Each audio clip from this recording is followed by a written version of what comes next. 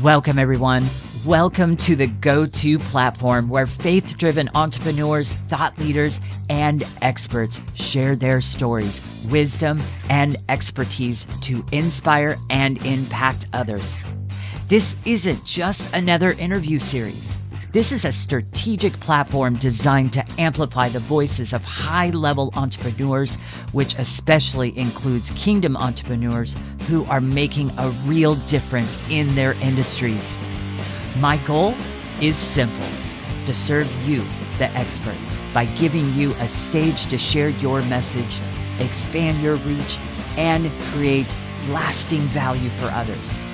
Through authentic, in-depth conversations, we uncover the real journeys, challenges, and victories behind today's leading experts. Each interview isn't just content. It's a powerful asset that helps you to establish authority, increase visibility, and connect with the right people. So with that, let's dive into today's episode. Once again, welcome. Welcome, everyone. Welcome to yet another interview here. And I have special guest Bruce Howard.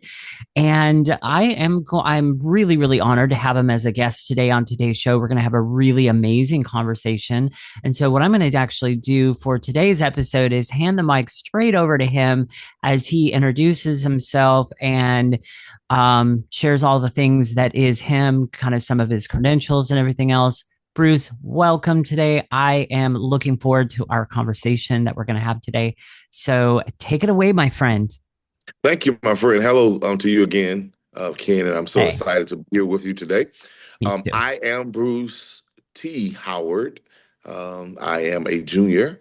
I am a native of Soperton, Georgia, but I currently now reside in Dublin, Georgia with my family.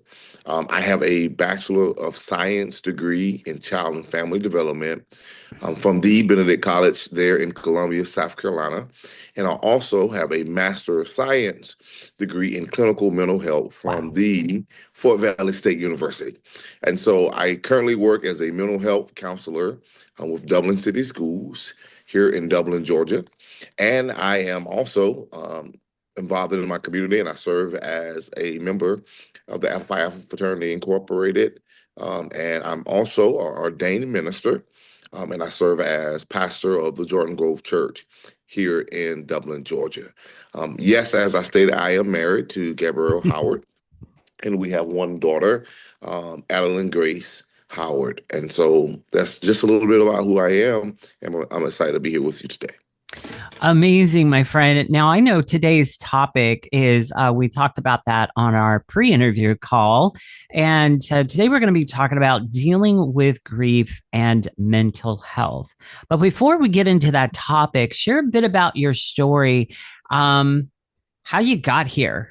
So kind of share a little bit about that. And you've got a lot of credentials. There's a lot of things that have happened in your life and everything else. So kind of like unpack that a little bit before we really dive deep into today's topic. Sure. So, as I stated, I am from Soperton, Georgia. So, young boy, Soperton, Georgia. I was born. I was in my mother's room, and she and my father actually they were divorced. When I was in her room, they filed for divorce. I had a sister who was actually 2 years old at the time, and I was in my mom's womb. Came into a single parent home, raised by my mom with assistance from my grandparents, reared in the church. However, I had some behavior issues, and come to find out, I had ADHD. I was diagnosed with ADHD, but my mom knew single parent, did not want to, and she was involved in the church. We were in the church, so she didn't want to place me into the system as a statistic. So she did not follow suit with getting me any medication or any services. She put prayer on it and stated that, hey, we're going to try to work this through. But I struggled throughout my years as a child. Moving to adult life, I began to get involved in my college world. I start to figure out things, my passion, my purpose. But through that, I was faced with a lot of challenges, a lot of things. It was not until um, my college year that I really accepted that I had an issue. I had some attention deficit, and I need to hone in on it and kind of work through it. And so it was in those moments that I began to put more focus on those things and understanding ADHD, understanding all those things. And Mm. then coupled with that, it led me to um, under kind of wanting to get in the field of mental health. I started when I went to college. I started as elementary school teacher, trying to pursue that, and then I went into child and family development, and then I started working more so with children and families, and then that led me to mental health. And so I'm just still trying to live out my passion, live out my purpose.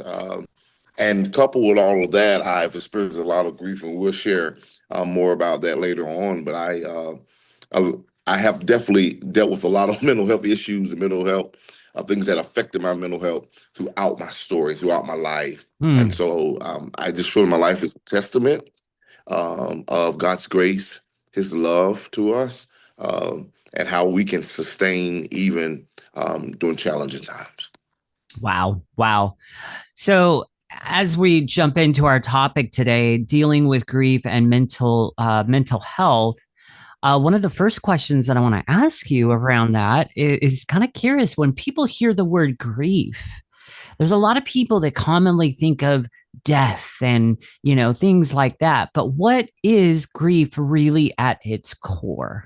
Let's start there today. That's great. So grief is really just when you are mourning a loss. That's just I think it's as simple as that. At the core of it is when you have lost something and you are mourning that thing. It can be a loss of a job. It could definitely be loss of an individual, a loss of something, and it can cause a person to go through a series of emotions, which lead to sometimes depression. It can lead to sadness and all those things. That's why it's imperative that one hone in when grief is present so that you'll be able to deal with all of the internal things, because sometimes things externally can affect you internally. So we have to learn how to understand what grief is, and then learn how to move forward in the process of it. Now, how does grief actually affect the brain and the emotional state from like a clinical perspective? Because I know a lot of times, like even for me, like when it comes to grief, it's almost like this tug of war. Like there's part of you that's avoiding it, and then there's part of you that kind of embraces it because it needs it. And so, how does grief actually affect the brain and the emotional state from a clinical perspective, if you will? Well, you basically answered it. It's that tug of war piece, but it's like the tension between the two, Mm-hmm. and so basically having to understand because there is avoidance, and there will be times that you will want to avoid versus in dealing with it. I often tell my clients in order to fix it, you got to face it, and a lot of times we Mm. don't want to face things and face the reality of it. And so it's definitely been from a clinical standpoint is you got to know how to accept and know that hey, there is an issue, there is a problem, there is grief is present, and now how do I deal with it versus trying to avoid it, but being able to fix when you are faced with those issues. Right, right. Now, what are some the typical signs that grief has turned into something that's deeper, like depression or anxiety? Because I know, like, there's a lot of people out there that do, in fact, just Right. bury grief. They don't even deal with it. And, so what are some of those signs that you've seen where this has turned into something deeper? So if it begins to affect your day to day, if you're not able to move throughout the day to just complete just simple tasks or projects, now that there may be something that's happened that's causing this. And so oftentimes that grief triggers and it causes you to not want to be engaged, don't want to be bothered. Basically, you begin to feel a sense of hopelessness. All those things can occur to cause that. And so when you start seeing signs of things that's causing you not want to be to complete any task or be engaged, you want to be left alone, you want to be locked up, or those things, then you probably need to go and seek for help, whether it's a counselor, whether it's going to receive to your doctor, your PCP, or to a psychiatrist to be tested and diagnosed, to see what's really going on, to be evaluated. That's the word, to be evaluated, to receive a diagnosis, because there must be evaluation. And so I think that once you see that there are things that's causing you not to want to continue move on or complete things, then we probably need to go and get extra help and be evaluated when that occurs. What about the person, and I'm kind of curious. I wrote this down as you were talking. I'm kind of curious.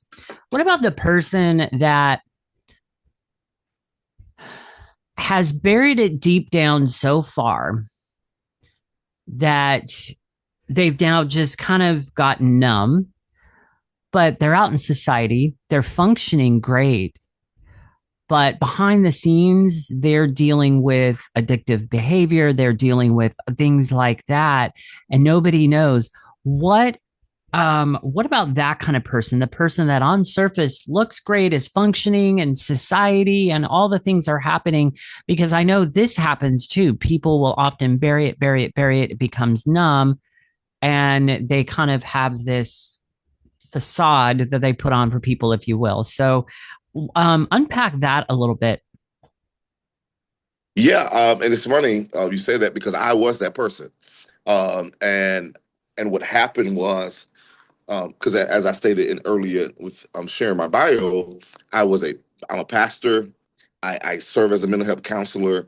I work tirelessly within our community, so I'm actively involved, and so I'm always seen as the strong one.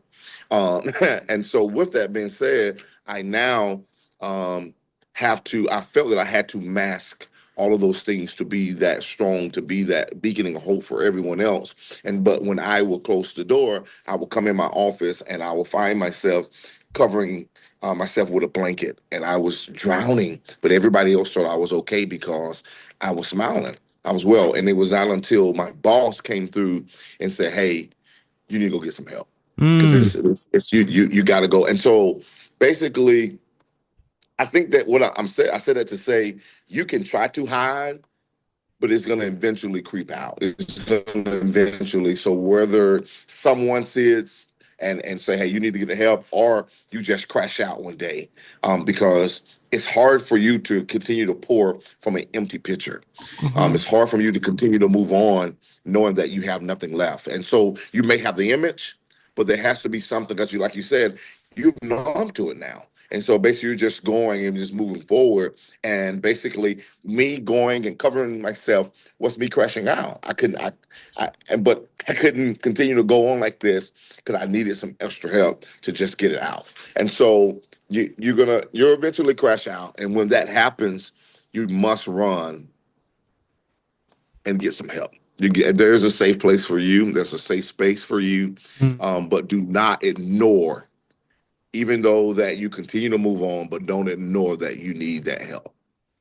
Wow, that is so powerful. Now, in your work as a counselor and a pastor, what's one moment that deeply impacted your understanding of grief? Wow.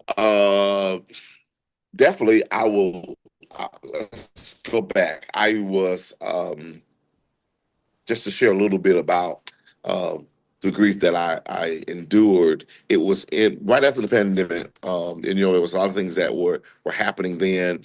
And then after that, it was in 2021. when it was on a Sunday, March the 14th. We actually just celebrated March the 14th. After service, my wife and I were headed to the home. We're headed home, preparing to go from a long day. Received a call from my mom. She was literally screaming on the phone, and I'm like, "What is going on?" She said, "Hey, they're saying that your sister, them, are in a wreck. You need to get here now." And so we turned the car around, headed to Soperton, not realizing that, hey, her and her family was coming back from vacation, and they were involved in a tragic accident. Mm. And so it was my brother-in-law was driving. She was in the back seat with my nephew, and she was with child. And so they were killed in an accident on a Sunday. And I just left church preaching about hope, preaching about that God can. Whoa. Wow. Yes, I'm telling you, I'm preaching about hope that God can, God will, and now I'm faced with, now I have lost 4 individuals just that quick. And so during that week, I had to be the strong one. I had to be the pastor. So it was hard for me to go through that process. And it was after that, many said, "Hey, you need to keep preaching." I said, "No, I'm going to take a month off. I'll still show up because I really want to be here. But no, I need a break." And so I got back into the pulpit after the month. It was kind of too quick. And I start going. And so it was in those moments and in that season where I really understood what grief between, and knowing how to, because I still had to provide hope, and knowing that I was struggling within. This was my only sister, my blood sister, half step siblings, and we were very close, but this is my only blood sister, and now her entire family has been wiped out because of negligence of someone else. So that was hard. That was rough. And now not having a sister, I still struggle at times. And then my father, he was found in his home 2 years later. Um, and and so I had to go through that process without my sister having to bury my father. And so Holy it's cow. been it has been a lot. And so having to provide, so what I'm trying to say is, as a pastor and mental health, I'm thankful for being in this field, because if it wasn't for God and therapy, I don't know where I'd be, Ken. I'm just telling you, because this has been very trying. My wife, the week after my sisters and passed away, literally my wife, first cousins were killed in an accident. And so we were going through seasons of grief back to back. People were dying. And it was like, Lord, what is happening? But it was in those moments that we were able to come together. So it really was community. I understood more about community, Mm. understood more about just taking time. I start to appreciate life more. When people, like, things were happening within our extended family, people were arguing, fussing, and I'll just say, "Hey, y'all, it ain't worth it. Like, what in the world? Like, it's not worth it. Like, Yeah. and so I've begin to be able to appreciate life more because of that. So it made me stronger. It made me better. It was a process. It was rough, but I am stronger today because of it. Now that's interesting. That's interesting to me. I mean, and I was writing down a thought that I had, which I'm going to ask you this question in just a minute. It's really interesting that you found strength in all of that. It's interesting that you had your aha moments through that, when there are a lot of people, like, for example, that I definitely know people that have been through, or that have, that would, if they had been, that's the way I want to put it, if they had been through the loss and the repeated loss that you have been through, they would not still be in this strong relationship with God that you are, Right. and that you seem to be, and so so where I want to go with this is the doubting God part, because a person that has been through what you have been through, oh my gosh, like, they're going to be doubting God. They're going to be, why, Lord? Why, Lord? And, in different circumstances in my own life, I've been like that. Why, Lord? Why? Why? What in the world? What are you doing?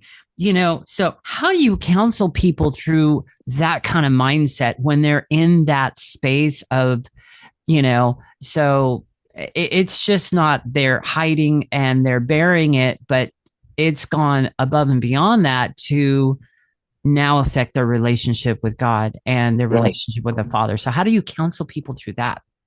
So basically, and that's a great question. Basically, telling them to that your feelings and your emotions are real, and you must be honest with yourself and honest with God. God knows. He's omniscient. He's all present. He's omnipresent, and He knows all about you. And so, because of that, I can come to God with my uh, confused, with my doubts, with all of my Right? fears. I can come to Him because He knows who I am. That's who. And so I don't have to put a front.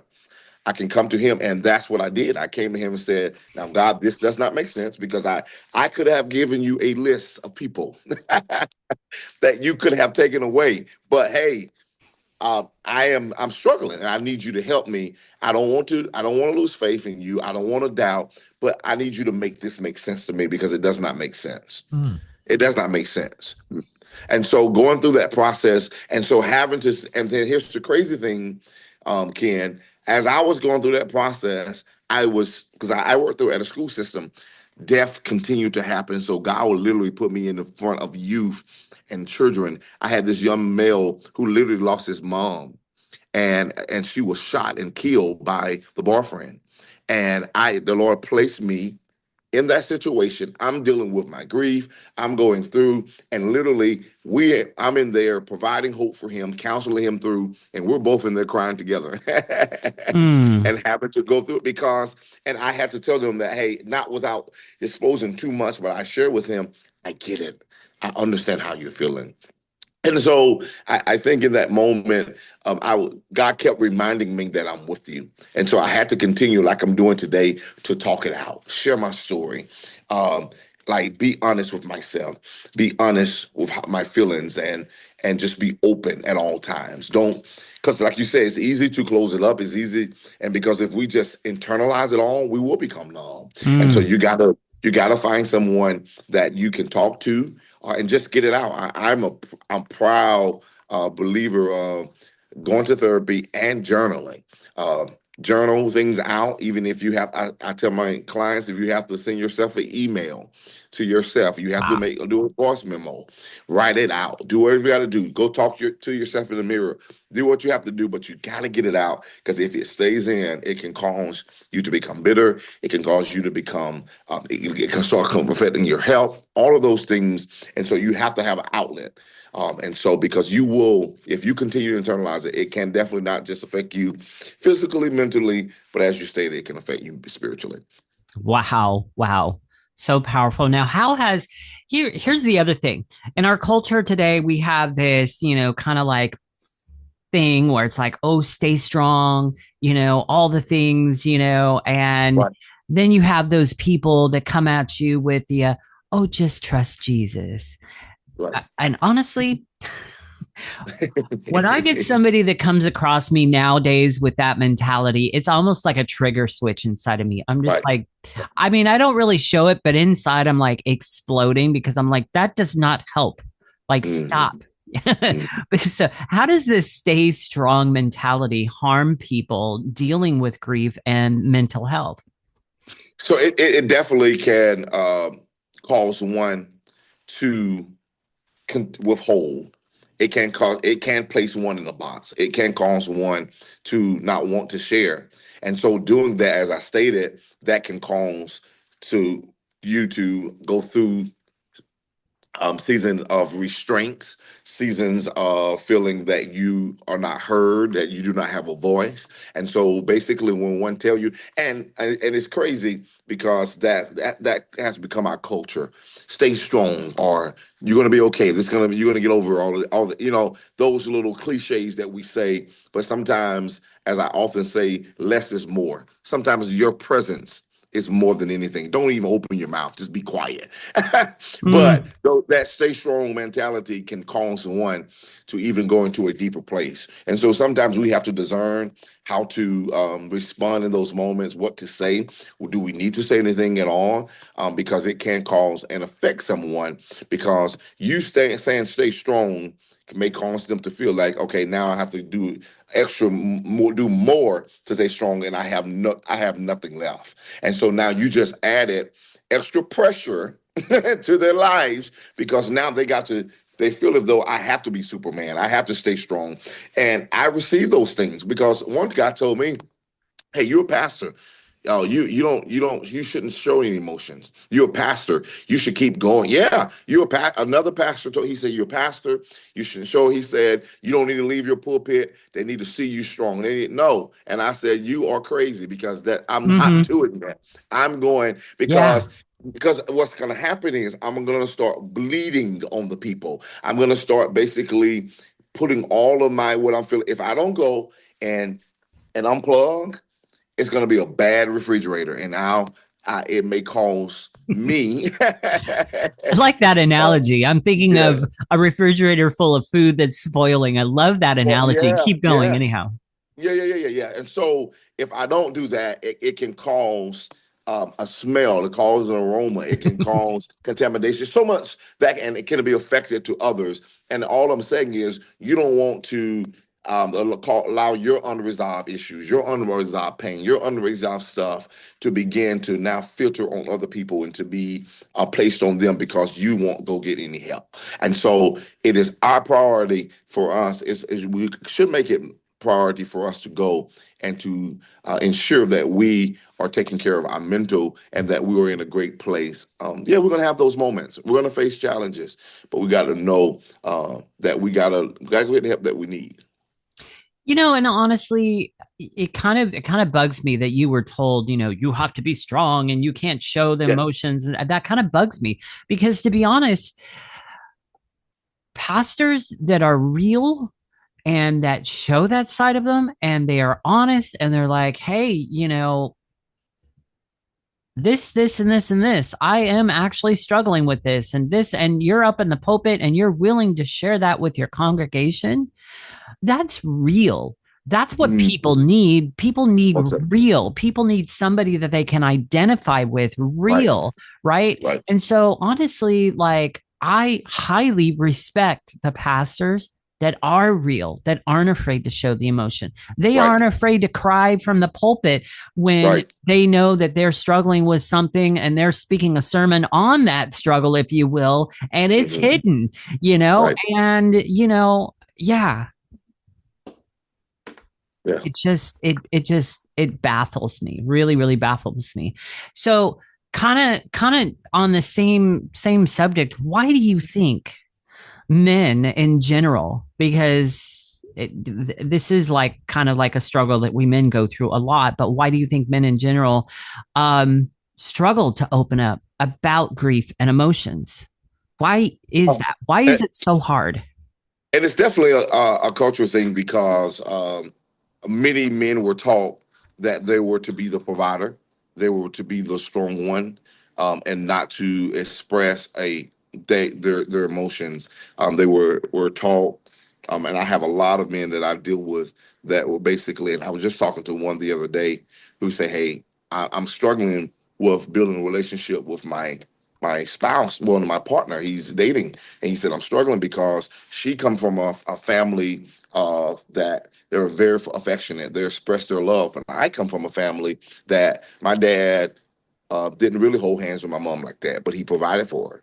My dad really didn't show emotions like that. He didn't really tell us he loved us, but he provided for Wow. us. We got scholarships, we got everything that we wanted, but he provided, but he never really just expressed his love like that. But we knew that he loved us because he provided. Him and my mom, they barely kissed, but now I'm struggling because she wants me to do more, but I'm having a hard time with that. And so I said all that to say, basically, it comes with a lot of how we were raised, how we were taught. Hmm. We were taught that men should not cry. Men doesn't wear pink. All of these things that we say. And so now it's just like that.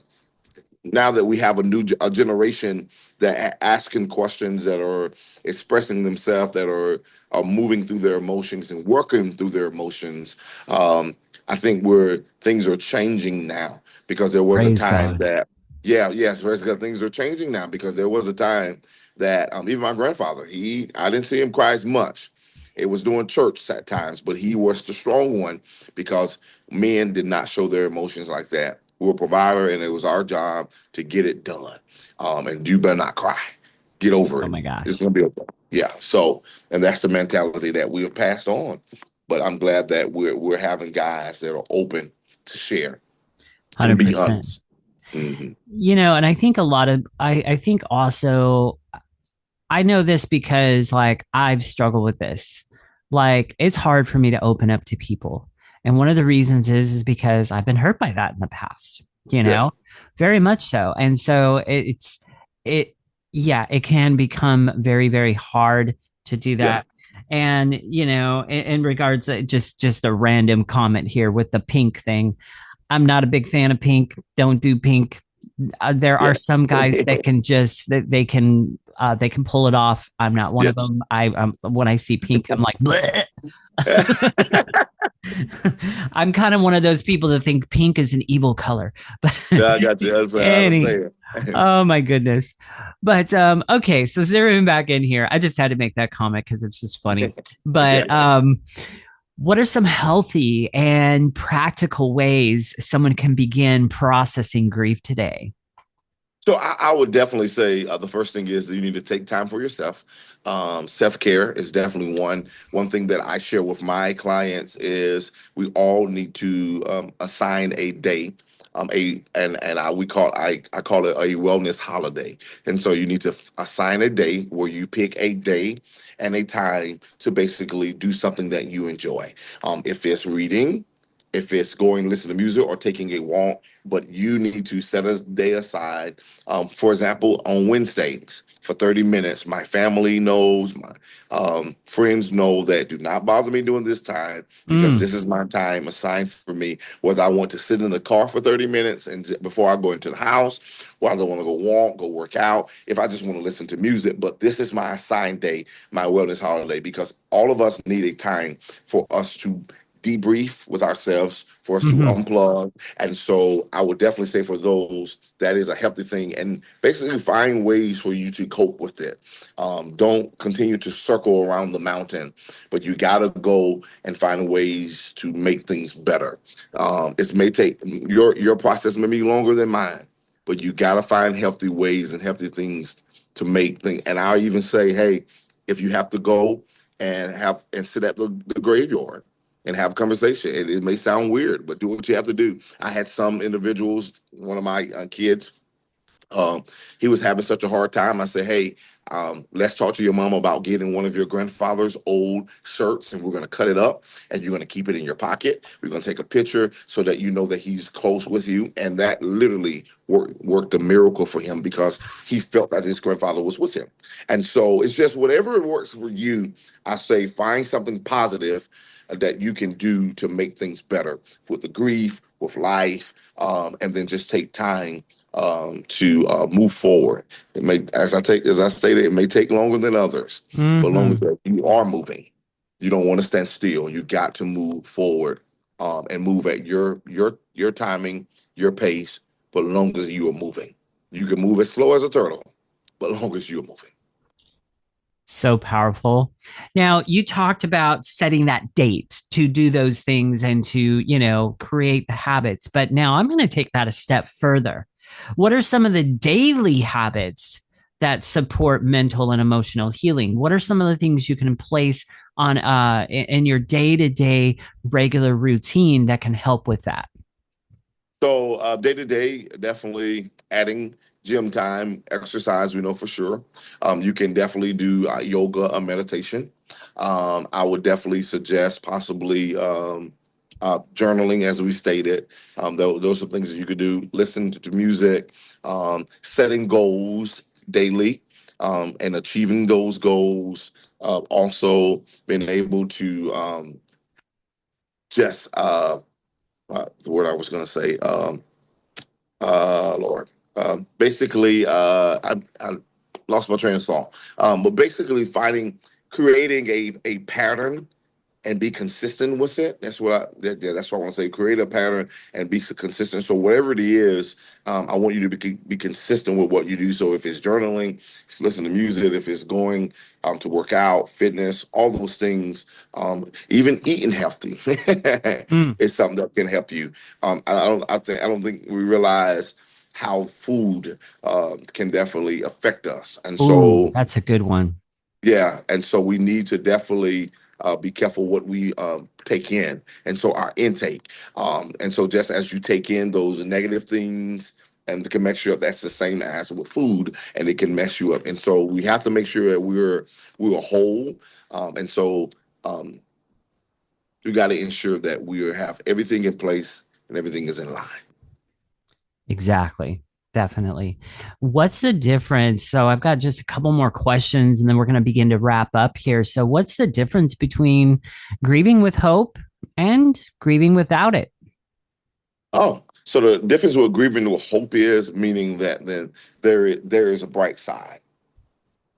Yeah, maybe dark now, but Mhm. there is a bright side someday. Grieving without hope is picture yourself circling and basically going in circles without a plan, Mhm.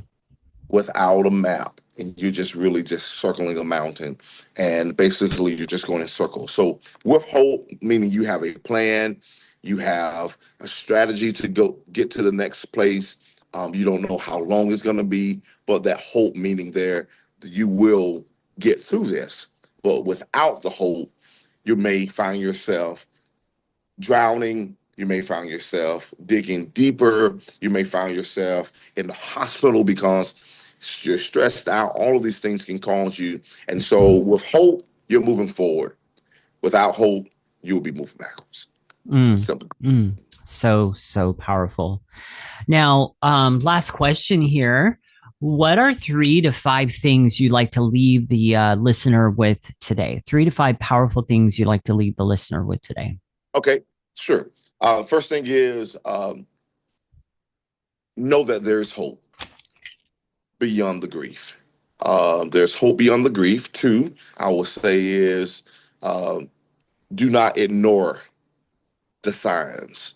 When you Mm. see the signs, do not ignore the signs. And number three, I'll say give yourself some grace. You That's a big one right there. Give give, yourself some give grace because it give can be yourself some grace. really easy to be hard on yourself. Most definitely, because and know that it's okay not to be okay. And then also you got to. I'm going to give you a number four. You it's okay to say no. It's okay to say that I'm not obligated because sometimes we try to push ourselves, try to keep moving, keep going, and knowing that we need to take some time to be refreshed, to be restored, to be renewed. And so it's in those moments of that we pause that I believe God resets us. He restores us. So it's in those moments you have to know that it's okay to be still. I think the scripture said, be still and know that I am God. Mm. And so we gotta be still. It's in the stillness where we will find strength. It's in the stillness where we'll find hope. And so it's okay not to be okay. And it's okay to say no, because it's in those moments of saying no that God can restore you and he can give you peace when you are still. Your world will remain chaotic if you continue to keep moving without hope. But the hope is that if you just be still, God will fight your battles. And I believe that is coming from Psalms 46. Be still, Yes, know that I am God. Yes. yes. Psalms 46. I am your refuge. Yep. The God of Jacob is our refuge and our strength. So very, very good. So, how can people connect with you if they want to work with you, if they want counsel, if they want coaching? How can people connect with you? Sure. You can go to my website at www.bruce, B-R-U-C-E-T, Howard at .com. You can go there and you can book an appointment with me. And you can definitely connect with me there at brucethoward.com. And then also I'm an author now, and so you can, if you would Woohoo. like to purchase, if you would like to purchase a daily devotional, it's 21 days of moments of refreshing. You are welcome to definitely grab that in our store. We're also preparing to release some merchandise, some T-shirts that will be released as well. And so please connect with us. I'm sorry, connect with us there at brucetehoward.com, and you will find everything that you need to connect with us. So you guys, the his bio, Bruce's bio, as well as his links, will be in the description below. So first you'll see his bio, then you'll see his links to connect with him, and I believe it's just the one which is just your website, correct? That's correct.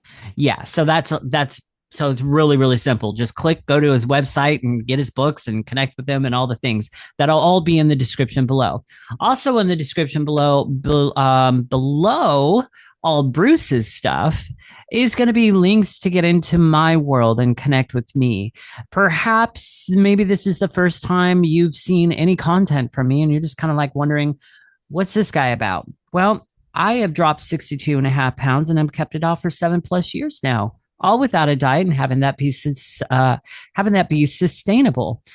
But the question that I get is how in the world have I kept that weight off for 7+ years now when most people can't keep it off? Well, right now I'm giving away my 3 secrets to help people feel energized, get healthy without starving, and to lose that weight and keep it off. In just 3 powerful one-on-one sessions with me, I have a mini educational bootcamp series that exposes the 3 biggest lies that are keeping people sick, stuck, and overweight, because that's how that industry makes money. And I show people how they can fuel their body God's way so they can finally break free and keep the weight off for life, like I've been able to do sustainably. That boot camp is not an eating plan. It is not a workout plan. It is educational. It is a foundation for you to build on. And it's a foundation that I can guarantee you'll never be moved from again. Doesn't matter what the industry throws at you. It doesn't matter what messaging comes across. You'll never be moved from that again. So links to get into my world and to get into that educational boot camp, very reasonably priced, by the way, guys. All of that's going to be below Bruce's stuff in the description below. So encourage you to jump aboard that and connect with me as well. And okay, so before we wrap up, Bruce, is there any last minute thoughts you have? No, just thank you for this opportunity to share my story. I am strengthened to be able to share it today. So thank you so much for listening, and to all of our listeners, thank you so much for allowing me to share my story with you today. And remember, there is hope beyond the grief. Yes, there is. Even in the midst of that storm, when it doesn't feel like it, you don't see the end yet. You just got to keep going through and trust the process, trust God in that, and lean on him. Even when it feels hard to lean on him, trust me, I've been there. I've even been in that place where there are certain worship songs I can't even sing because I'm like, but you must continue going through the process. Do not hold it all in. All right. So anyhow, with that, you guys, have a great rest of the day, and have a great rest of your day or evening, depending on where you are in the world and what time of day you are listening. I will catch you on the next interview. Talk to you guys later.